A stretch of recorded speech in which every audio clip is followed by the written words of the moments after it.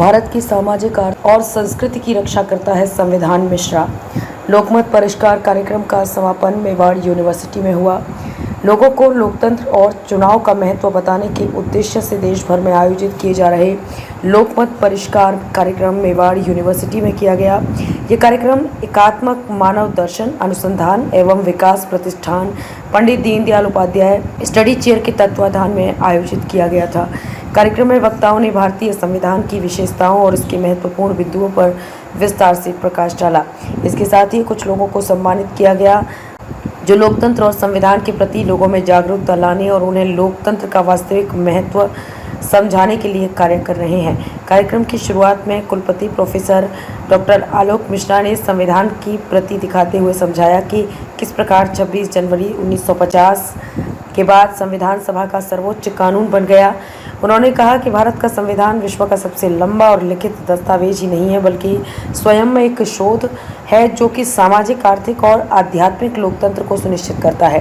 संविधान की अनेक वर्गों के बुद्धिजीवियों ने मिलकर इसकी रचना की है। कभी कभी किसी विषय पर जब निर्णय लेने में कठिनाई सामने आती है तो न्यायपालिका विधायिका के बनाए हुए कानून के विपरीत जाकर संविधान प्रदत्त विधि के शासन को ही अंतिम निर्णय मानती है, क्योंकि न्यायपालिका को ही न्यायिक पुनरावलोकन की शक्ति प्राप्त है। भारत में राष्ट्रपति और राज्यपाल दोनों ही ऐसे हैं जो संविधान के अभिरक्षण, परिरक्षण और संरक्षण की शपथ लेते हैं। पंडित दीनदयाल उपाध्याय स्टडी चेयर के chair professor doctor Lokesh Sharma ने कहा कि भारत का लोकतंत्र विश्व का सबसे महान लोकतंत्र है। इसमें सभी वर्गों को मताधिकार देकर अपने जनप्रतिनिधि को चुनने का अधिकार होता है।